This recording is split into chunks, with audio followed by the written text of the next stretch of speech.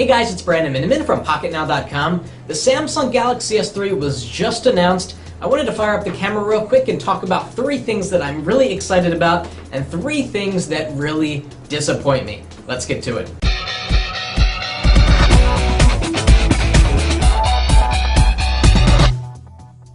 Okay, so number 1, something that really makes me excited is the quad-core Exynos processor. The Samsung Galaxy S2 had a blazing fast dual-core Exynos processor that even to this day is one of the fastest CPUs out there, even compared to the Tegra 2, in some cases the Tegra 3, at least in terms of day-to-day feel. The Exynos is a winner, and a quad-core Exynos sounds really good to me, so really excited about that.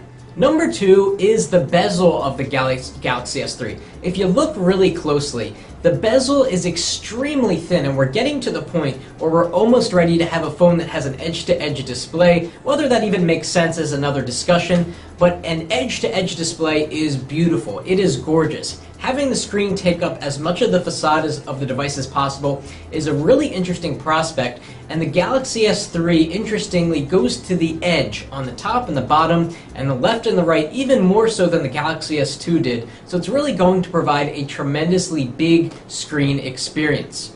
Number 3 thing I'm excited about is Smart Stay, a feature called Smart Stay that actually tracks the movement of your eyes to determine when the screen should be on and when it should be off. I'm not exactly sure how this is going to work and whether it's going to destroy battery life. It might, but it's a really cool idea. How many times are you there looking at a web page or perhaps some sort of video and the screen dims after a certain period of time, and you've got to keep tapping on the screen and tapping on the screen because it is dimming down, thinking that you're not using your phone. With Smart Stay, hopefully that annoying tap will be a thing of the past and we won't have to worry about it.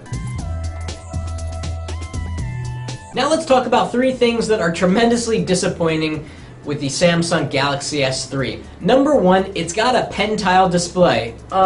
Yes, a pen-tile display like the Droid Razr, like the HTC One S. The pen-tile display means that the subpixels are actually shared between each pixel. So that means you will probably see pixels on the Galaxy S3 if you look closely. The HTC One X has it right. It's got an RGB subpixel configuration, which is a fancy term to say that each pixel has its own subpixels that are not shared between other pixels. So that's really unfortunate. The plus here is that the Galaxy S3 has an AMOLED display, so it'll have fantastic contrast, way above and beyond what you get on an LCD. But again, pen-tile, we don't want to see pen-tile anymore.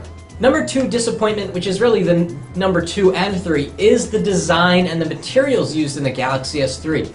The Galaxy S3 looks like something that my mother could have come up with. An iteration of the Galaxy S2. It's bigger in every dimension, it's taller, it's wider, it's a little bit thicker.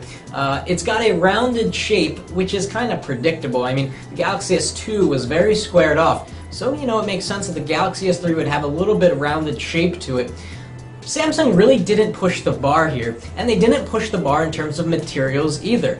It doesn't use any ceramic materials, it's not using metal, it's using glass and plastic just like every other phone out there.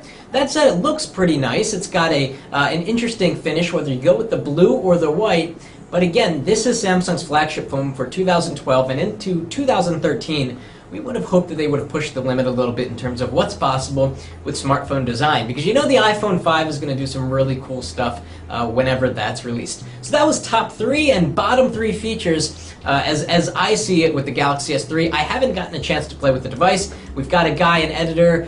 Tony is going to be bringing you some hands-on coverage shortly, so he'll be able to comment more so on these things, and we'll get the Galaxy S3 into review as soon as possible because I'm really excited about it and I hope to make it my daily driver for a while. Hopefully it's a worthy successor to the Galaxy S2. So what 3 things interest you the most, and what 3 things are you the most disappointed about with the Galaxy S3? Let us know in the comments, and if you like this video, give us a thumbs up. Thanks for watching, and that's it for now.